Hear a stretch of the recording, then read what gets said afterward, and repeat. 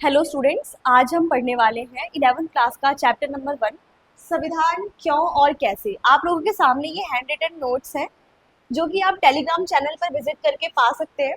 तो चलिए चैप्टर शुरू करते हैं। उससे पहले मैं आपको ये बताना चाहती हूँ कि अभी अभी आप 10th क्लास से 11th क्लास में आए हैं और शायद आप लोगों को थोड़ा सा चेंजेस नज़र आ रही होंगी, बिकॉज ये जो क्लास होती है 11th क्लास वो 10th से थोड़ा सा डिफिकल्ट है ये कहा जाता है, बट अगर आप स्टार्टिंग से ठीक से पढ़ाई करते चलेंगे तो वो डिफिकल्ट नहीं लगेगी। तो चलिए शुरू करते हैं। देखिए, इस चैप्टर को स्टार्ट करने से पहले आपको पता होना चाहिए कुछ बेसिक सी बातें जो कि आपके सामने एक फ्लो चार्ट के फॉर्म में आपको मिल जाएंगी। तो सबसे पहले हम ये समझते हैं कि इस पूरी दुनिया में शासन शासन यानी गवर्नेंस कितने प्रकार के होते हैं। सबसे पहला तो आता है राजतंत्र, दूसरा सैनिक तंत्र, तीसरा लोकतंत्र। राजतंत्र में क्या होता है, कोई राजा शासन करता है, उसके बाद उसका बेटा और उसका बेटा शासन करता है। ठीक है, जैसे कि आप लोगों ने राजा महाराजा की कहानी तो सुनी ही होंगी। ठीक है, उसके बाद आता है सैनिक तंत्र। सैनिक तंत्र और राजतंत्र में दोनों में ही तानाशाही होती है, यानी कि किसी एक पर्सन की आइडियोलॉजी के अकॉर्डिंग पूरा का पूरा देश या पूरा पूरा राज्य जो है वो चलाया जाता है। उसमें जनता का कोई रोल नहीं होता, जनता सिर्फ उनके कमांड्स पर चलती है और अपनी कोई भी राय नहीं दे पाती। ठीक है, तो सबसे लास्ट तीसरा जो शासन का तरीका होता है जो है लोकतंत्र, जो अब बहुत ज़्यादा पॉपुलर हो रहा है। तो एक इसके पीछे की इंटरेस्टिंग स्टोरी है, वो इस तरीके से है कि यूनान की बात है। बेसिकली लोकतंत्र का जो जन्म है वो यूनान में ही हुआ था। लोकतंत्र का जो जन्म है वो कहाँ हुआ था, यूनान में। वहाँ पे छोटे छोटे नगर राज्य हुआ करते थे, एथेंस हुआ करते थे। तो और वहाँ की जनसंख्या भी बहुत कम थी। तो वहाँ के जो विद्वान हैं उनको ये फील हुआ कि कोई एक राजा जो है वो किस तरीके से हम पे शासन करने योग्य है और उसके अंदर ऐसी क्या खासियत है और हमारे अंदर ऐसी क्या कमी है जो हम अपने आप पे शासन नहीं कर सकते, कोई एक पर्सन आकर हमें डिक्टेट करेगा या फिर हम पे रूल करेगा। तो उन्होंने ये सोचा कि जिस भी व्यक्ति के अंदर विवेक होता है वो खुद के लिए मतलब खुद पे शासन करने योग्य होता है और उसके अंदर गवर्नेंस क्वालिटी होती है, लीडरशिप क्वालिटी होती है, प्रतिनिधित्व करने की क्षमता होती है। ठीक है, तो वहां से ये निकला लोकतंत्र। इंग्लिश में इसे डेमोक्रेसी कहते हैं, डेमोस प्लस क्रेशिया से बना है ये शब्द, जिसका मतलब होता है लोगों का शासन। और उसी तरीके से हिंदी में है लोक मतलब लोग, तंत्र मतलब लोगों का शासन, जिसमें लोग खुद से शासन में भागीदार होते हैं, उनपे कोई भी रूल नहीं करता। ठीक है, तो लोकतंत्र बेसिकली, अच्छा थोड़ा सा और आप इसमें समझेंगे, लोकतंत्र जो है ये इस तरीके से है। इधर का लोकतंत्र जो है इसके भी दो प्रकार होते हैं, एक होता है प्रत्यक्ष, एक है अप्रत्यक्ष। ठीक है, तो प्रत्यक्ष यानी डायरेक्ट डेमोक्रेसी, अप्रत्यक्ष यानी इनडायरेक्ट डेमोक्रेसी। इसमें क्या फर्क होता है कि जब स्टार्टिंग में डेमोक्रेसी आई थी तो उस टाइम पे मैंने आपसे कहा कि यूनान में जनसंख्या बहुत कम थी, तो उन्होंने ये बोला कि हम सभी लोग एक साथ इकट्ठा होकर जो भी हमारे मुद्दे हैं उन पे हम बातचीत करेंगे और जो भी जो मेजॉरिटी कहेगी उस चीज को मान लिया जाएगा। इस तरीके जैसे पंचायतों में आजकल होता है उसी तरीके से। तो उन्होंने ये व्यवस्था निकाली जिसे हम कहते हैं प्रत्यक्ष लोकतंत्र, यानी जहां पर लोग शासन में भागीदारी करते हैं डायरेक्टली, प्रत्यक्ष रूप से। लेकिन जैसे जैसे जनसंख्या बढ़ती चली गई वैसे वैसे उनको ये रियलाइज हुआ कि भाई सभी लोगों का इकट्ठा होना ये पॉसिबल नहीं है और ना ही हम जाकर एक इंडिविजुअल से उसकी आइडियोलॉजी पूछ सकते हैं या फिर उसके मत को जान सकते हैं। हम नहीं पूछ सकते कि भाई आप बताओ कि इस मुद्दे पे आपकी क्या राय है। तो उन्होंने ये बोला कि भाई हम सब इकट्ठा नहीं हो सकते, लेकिन हम सबके कुछ लोगों के बेसिस पे एक प्रतिनिधि यानी एक लीडर तो जा सकता है। तो यानी कुछ लोगों के ग्रुप से एक लीडर जाएगा कहाँ पे, संसद में। ठीक है, कहाँ पे जाएगा, संसद में, और वो उसके बिहाफ पे बातें करेगा। जैसे कि आप लोगों के क्लास में, जैसे एक उदाहरण के तौर पर देखते हैं कि जैसे आप लोगों के क्लास में कोई फैन वगैरह खराब हो गया या कोई भी प्रॉब्लम आ गई तो आप पूरी क्लास उठ के प्रिंसिपल के रूम में नहीं चले जाते हैं, है ना। आप एक मॉनिटर भेजते हैं जो आपके प्रतिनिधि के तौर पे वहां पे आपकी प्रॉब्लम्स को रखता है, उसके बाद उस पर काम होता है। तो ये इसी तरीके से है कि वो एक लीडर जो है, वो नेता जो है, वो आपके बिहाफ पे संसद में बात करता है। जैसे कि आपके एमएलए हो गए, सीएम हो गए, पीएम हो गए, जितने भी आपके लीडर्स हैं जिनको आप चुनते हैं। ठीक है, तो वो क्या करते हैं, वो संसद में जाकर या फिर विधायिका में जाकर क्या कर रहे हैं, वो आपकी बातों को रख रहे हैं, आपके बिहाफ पर बात कर रहे हैं, आपकी समस्याओं को वहां पर रखने का काम कर रहे हैं। तो आई होप आपको लोकतंत्र की हिस्ट्री पता चल गई होगी और कितने टाइप के लोकतंत्र होते हैं वो पता चल गया होगा। ठीक है, और इंडिया में आज जो फॉलो हो रहा है वो अप्रत्यक्ष यानी कि इनडायरेक्ट डेमोक्रेसी जो है, अप्रत्यक्ष लोकतंत्र जो है वो हम फॉलो करते हैं। ठीक है,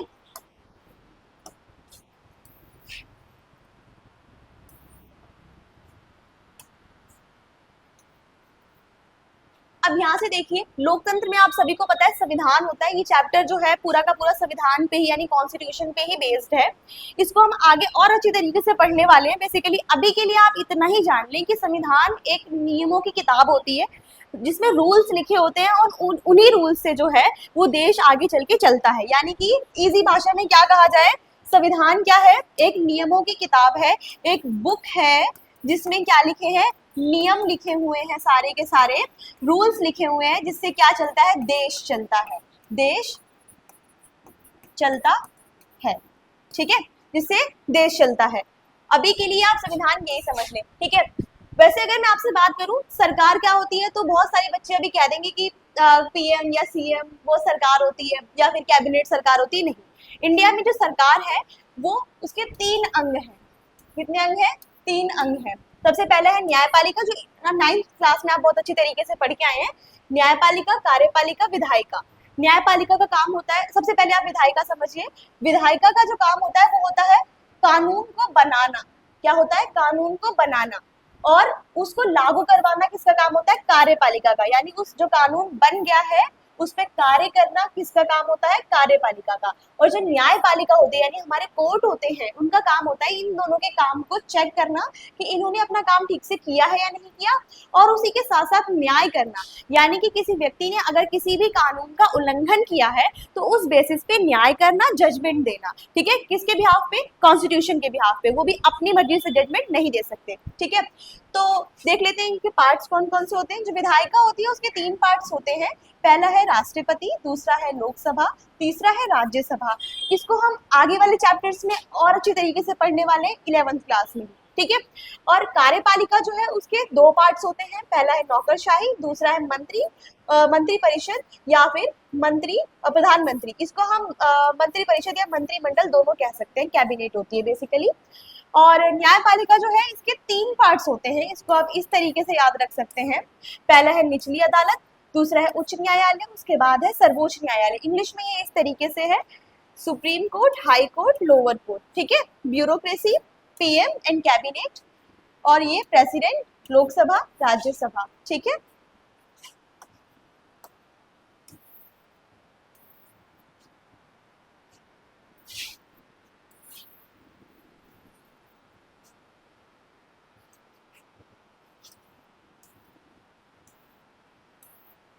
एक और फ्लो चार्ट आप लोगों के सामने है। ये फ्लो चार्ट बेसिकली इसलिए है क्योंकि आपके बेसिक्स क्लियर होने चाहिए। ये जो बुक है ये काफी अच्छी और काफी डिटेल्ड बुक है, और अगर आपको बेसिक्स क्लियर नहीं होंगे तो आगे पढ़ने का कोई फायदा है नहीं, आपको समझ में ही नहीं आएगा। तो इसलिए सारी की सारी चीजों को मैंने कंबाइन करके एक फ्लो चार्ट आप लोगों के सामने किया है। और ये फ्लो चार्ट अगर आपको याद हो गया ना तो आगे जो भी पूरी की पूरी बुक है उसमें आपको कोई प्रॉब्लम आने ही नहीं वाली, ये मेरी गारंटी है। ठीक है, तो देखिए सरकार के कितने स्तर होते हैं। सरकार के बेसिकली 3 स्तर है बेटा। एक क्या कहते हैं, जो स्थानीय शासन यानी कि लोकल गवर्नमेंट, वो हम पढ़ेंगे, लेकिन अभी मैंने मोटे मोटे तौर पे आपको 2 ही बताए हैं। लेकिन अगर आप लिखना चाहें तो एक तीसरा स्तर जो है अभी यहाँ पे मेंशन कर सकते हैं। बेसिकली सरकार के जो है यानी कि कार्यपालिका जिसे आप कहते हैं, कार्यपालिका, और उसमें पीएम और कैबिनेट जो बताया था मैंने आपको, जो स्थायी कार्यपालिका होती है उसमें 3 स्तर होते हैं। यहाँ पे आप लिख लीजिए, लोकल गवर्नमेंट या फिर स्थानीय शासन, स्थानीय शासन। ठीक है, तो पहला होता है केंद्र सरकार जो कि देश के लेवल पे काम करता है। दूसरा है राज्य सरकार जो राज्य के लेवल पे काम करता है, जिसमें सीएम्स बनते हैं। इसमें पीएम और उसकी कैबिनेट, इसमें सीएम और उसकी कैबिनेट, और यहाँ पे प्रधान जी, एमएलए वो सब होते हैं। ठीक है, तो ये फ्लो चार्ट जो है आप इसका स्क्रीनशॉट लेके रख सकते हैं। ठीक है, ये मैं आपको ऑलरेडी समझा चुकी हूँ, उसमें थोड़ा सा ही कुछ एडेड है, तो आप इसका स्क्रीनशॉट लेके रख सकते हैं।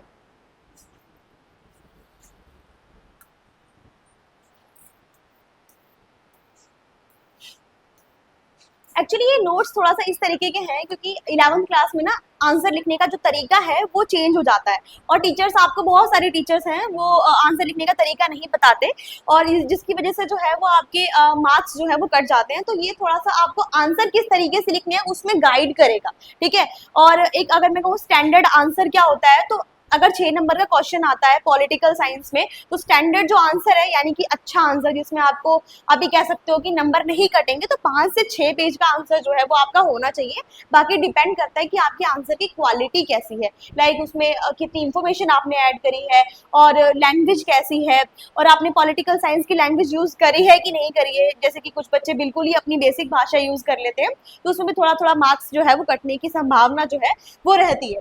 तो ये जो मैंने आपको क्वेश्चन एंड आंसर के फॉर्म में नोट्स जो है प्रोवाइड करे हैं, जो कि, और ये क्वेश्चन वैसे तो इम्पोर्टेंट है ही, इनके 90% चांसेस रहते हैं पेपर में आने के, और ये कहीं ना कहीं आपको आइडिया भी देंगे कि किस तरीके से आपको 11वीं क्लास में जाके जो है वो आंसर को फॉर्म करना है।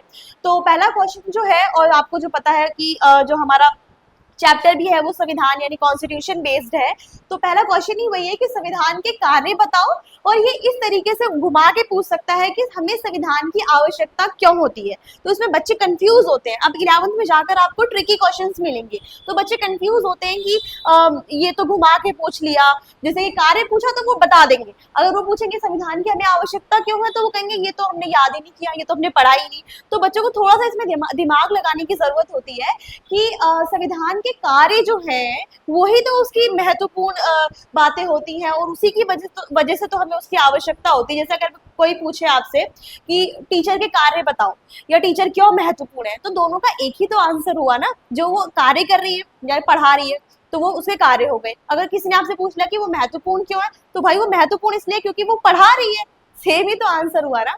तो इसका भी सेम ही आंसर है। तो शुरू करते हैं, संविधान के कार्य बताओ। मैं आपको बता चुकी हूँ कि संविधान जो है वो एक ऐसा लिखित दस्तावेज है। देखिए ये अलिखित भी हो सकता है, इंडिया में ये लिखित है तो आप इसको इस तरीके से भी लिख सकते हैं, संविधान एक ऐसे नियमों की पुस्तक है जिसमें सारे के सारे ऐसे नियम लिखे होते हैं जिससे देश चलता है, ठीक है। तो अभी आपको संविधान का क्लियर हो गया कि संविधान क्या है। अब उसके कार्य हम देखते हैं। हमें संविधान की आवश्यकता इसलिए है क्योंकि समाज कई प्रकार की विभिन्नताओं से परिपूर्ण है। कई प्रकार की विभिन्नता क्या होती है? असमानता, यानी कि आप देखते होंगे कि हमारे समाज में अलग अलग धर्म के लोग हैं, जाति के लोग हैं, अलग अलग पसंद है उनकी, और एज ग्रुप भी अलग है, तो उनकी आइडियोलॉजी में डिफरेंस होता है, ठीक है। आप देखते हैं आपके घर में भी बहुत सारे लोग रहते हैं, 5 अगर लोग रहते हैं तो उनकी एक जैसी विचारधारा जो है वो नहीं होती। उसी तरीके से समाज में ये कैसे एक्सपेक्ट किया जा सकता है कि सभी लोग एक तरीके से सोचेंगे, है ना। तो वहां पे हर तरीके की विभिन्नताएं होती है। तो समाज कई प्रकार की भिन्नताओं से परिपूर्ण है। समाज में सभी लोगों के मत अलग अलग है, लेकिन फिर भी उन्हें एक साथ रहना है। ये सच्चाई है भाई, एक साथ रहना है, बिकॉज हम एक दूसरे पर डिपेंड है, ठीक है, हम एक दूसरे पर डिपेंड है। जैसे कि अगर सब्जी वाला है, उसे हमारी मान लो हमारा धर्म मैच नहीं करता, जात मैच नहीं करती, लेकिन सब्जी तो खानी है ना, सब्जी तो चाहिए। और उस तरीके से बहुत सारे ऐसे लोग हैं जिनसे हमारी आइडियोलॉजी तो मैच नहीं करती, लेकिन हमें उनसे काम पड़ता है और उनके बीच में रहना है। हम समाज से अलग होकर नहीं चल सकते, ठीक है। तो हमें उनके साथ रहना है। विकास के लिए एक दूसरे पर निर्भर भी है हम, है ना। विकास के लिए क्या है, हम एक दूसरे पर निर्भर है। लेकिन यदि हम नियमों का एक ऐसा समूह बनाए जिससे सभी के बीच तालमेल बना रहे तथा सभी को यह विश्वास हो कि यह नियम न्यायालय द्वारा सभी पर लागू किए जाएंगे और उल्लंघन करने पर दंड मिलेगा, तो सभी इसका पालन करेंगे। अब इस पॉइंट को समझने के लिए एक स्टोरी आप सुनिए। आप सभी को पता है कि इंडिया में जाति प्रथा फॉलो की जाती थी, और आज भी कई हिस्सों में जो है वो जाति प्रथा फॉलो की जाती है। इवन ये एक दंडनीय अपराध है कि आप किसी के साथ छुआछूत प्रैक्टिस करें, लेकिन उसके बावजूद आज भी छुआछूत और कई कुरीतियां हैं जो कि फॉलो की जाती हैं। तो पुराने टाइम में तो ये और ज्यादा किया जाता था। तो पुराने टाइम में जो दलित लोग हुआ करते थे उनके साथ बहुत जुल्म हुआ। लेकिन जब 1947 में हमारा देश जो है वो आजाद हुआ, 1947 में हमारा देश जब आजाद हुआ और उसके बाद हमारा कॉन्स्टिट्यूशन लागू हुआ 1950 में, प्रमुख प्रतिनिधि थे डॉक्टर भीमराव अंबेडकर, जो कि खुद भी एक दलित थे। तो उन्होंने क्या किया, दलितों के लिए खासकर, मतलब ऐसा तो नहीं है कि उन्होंने सिर्फ दलितों के लिए, पूरा का पूरा कॉन्स्टिट्यूशन पूरे इंडिया को यूनाइट करने का काम करता है, बट बेसिकली जो दलितों के साथ अन्याय हो रहा था उस पे सीधी तौर पे कटाक्ष किया गया, यानी कि उसको खत्म करने का पूरा प्रयास जो है वो किया गया।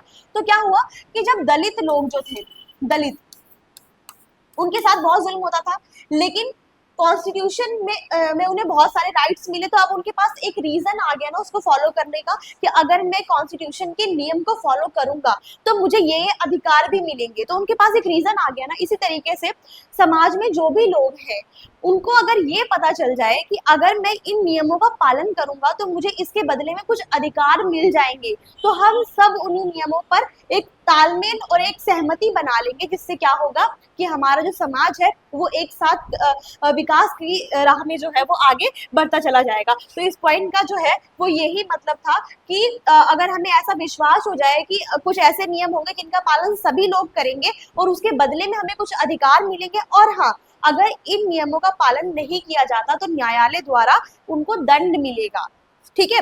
तो उससे क्या होगा कि सभी लोग जो है वो इसका पालन करने लगेंगे। इसीलिए संविधान की आवश्यकता है, क्योंकि वह समाज को ऐसे बुनियादी नियमों का समूह देता है, यानी ऐसे नियम देता है जिससे तालमेल जो है वो बना रहता है। अब यहाँ पे एक इम्पॉर्टेंट नोट मैंने ऐड किया है, लेकिन यह नियम बताते समय कई प्रश्न सामने आते हैं, जैसे कि किसको कितनी छूट देनी चाहिए, क्या एक ऐसा समूह उसके ही समूह के कुछ लोगों के साथ भेदभाव करने का अधिकार होना चाहिए, यानी कि आप देखते हैं पहले टाइम में काफी ज्यादा भेदभाव किया जाता था, तो क्या वो अधिकार उनको प्राप्त होना चाहिए, या फिर वे कौन से फैसले हैं जो लोगों की स्वेच्छा पर, स्वेच्छा मतलब खुद की इच्छा पर छोड़ देने चाहिए। यदि हम इन प्रश्नों के उत्तर इन्हीं लोगों से पूछे तो सभी लोग अलग अलग उत्तर देंगे, बेसिकली वो ऐसा उत्तर देंगे जिसमें उनका प्रॉफिट हो। जैसे मान लो कि अगर मैं दलित कम्युनिटी से जाकर पूछूं कि क्या रिजर्वेशन होना चाहिए, तो वो कहेंगे ऑफ कोर्स होना चाहिए, है ना, क्योंकि हमारे साथ बहुत ज्यादा भेदभाव हुआ है तो हमें रिजर्वेशन मिलना चाहिए।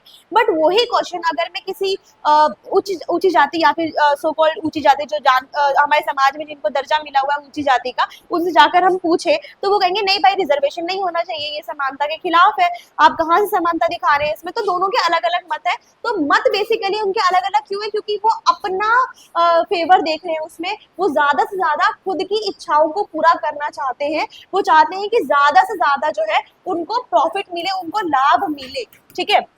अब आगे देखिए,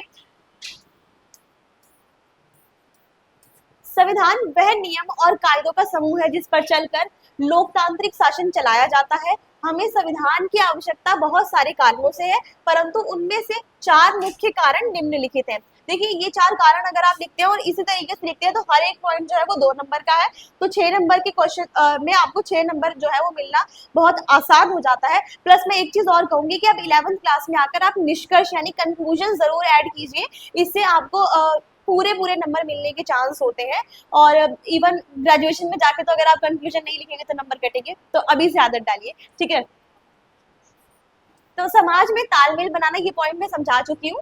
संविधान की आवश्यकता हमें इसलिए है कि वह समाज को कुछ नियम देता है जिसकी वजह से उसके बीच तालमेल बना रहता है, क्योंकि हमारा समाज विभिन्नताओं से भरा हुआ है, इसीलिए आपसी मतभेद होते रहते हैं, परंतु संविधान इन मतभेदों के बीच तालमेल बनाने का कार्य करता है। देखिए इस पॉइंट में तालमेल जो वर्ड है ना, ये की पॉइंट है, ये आपको याद ही होना चाहिए, ठीक है। अगला पॉइंट क्या है, निर्णय निर्माता का निर्धारण। निर्णय निर्माता क्या होता है, डिसीजन मेकर, यानी डिसीजन कौन लेगा उसका निर्धारण भी है, वो कौन करता है, संविधान करता है। संविधान बताता है कि देश के अंदर डिसीजंस लेने की पावर किसके पास होंगी, तो संविधान ही ये तय करता है कि लोकतांत्रिक शासन में, यानी कि जो हमारी गवर्नेंस व्यवस्था है, ये जो गवर्नेंस सिस्टम है, उसमें निर्णय कौन लेगा, सरकार की गठन किस प्रकार होगी।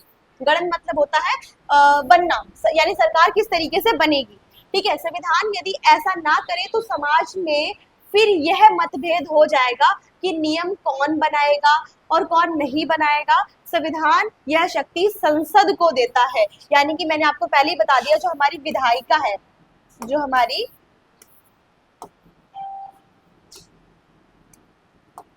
जो हमारी विधायिका है, विधायिका, विधायिका वर्ड बेसिकली बना है विधि से। विधि का मतलब होता है बनाना, रेसिपी वगैरह में देखते होंगे ना आप विधि, तो विधायिका बना है विधि से, जिसका मतलब होता है बनाना। इसका काम क्या होता है? इसका काम होता है कानून को बनाना, कानून को बनाना, ठीक है ना।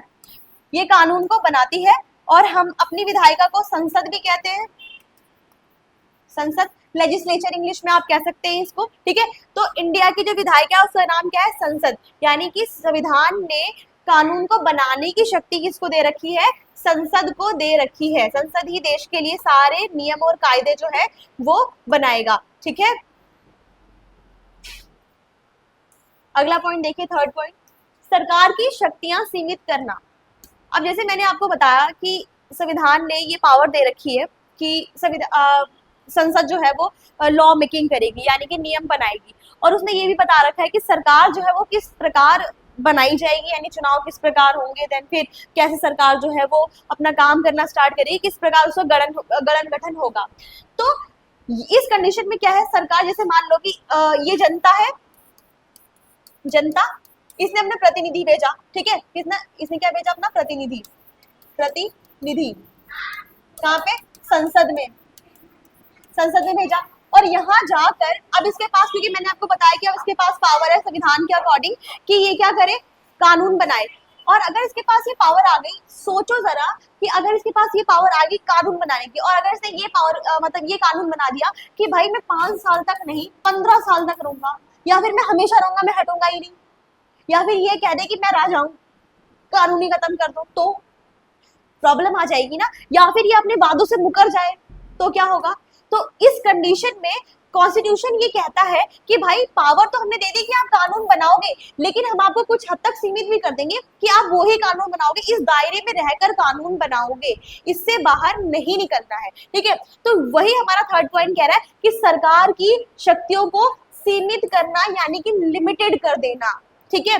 यानी हमें संविधान की आवश्यकता इसलिए भी है क्योंकि संविधान ही सरकार के लिए दायरे क्या होती है? लिमिटेशन तय करता है कि वह ऐसा कोई नियम कानून नहीं बनाएगी जिससे नागरिकों का मौलिक अधिकार छीन लिया जाए। मौलिक अधिकार बेसिकली जो बेसिक फंडामेंटल राइट्स होते हैं उन्हें हम कहते हैं। इसके बारे में हम और अच्छी तरीके से सेकंड चैप्टर में पढ़ेंगे। अभी के लिए आप ये जान लो कि कुछ 6 बहुत इंपॉर्टेंट राइट्स हैं जिनको संविधान ने मौलिक अधिकार यानी फंडामेंटल राइट्स का जो है वो दर्जा दिया है, जिसमें समानता, स्वतंत्रता और धार्मिक मान्यताओं को मानने की स्वतंत्रता और शिक्षा प्राप्त करने का अधिकार, संवैधानिक उपचारों का अधिकार, ये सारे अधिकार जो है वो इसमें सम्मिलित है। शोषण के विरुद्ध अधिकार, ये सब अधिकार जो है वो उसमें सम्मिलित है, ठीक है। अब आगे देखिए, अब जो इसका चौथा कार्य है, वैसे तो संविधान के बहुत सारे कार्य हैं बट मैं यहाँ पे 4 ही कार्य आपको बता रही हूँ बिकॉज आपकी एनसीईआरटी जो है वो इन्हीं 4 कार्य और इन्हीं 4 आवश्यकताओं पर फोकस करती है, ठीक है।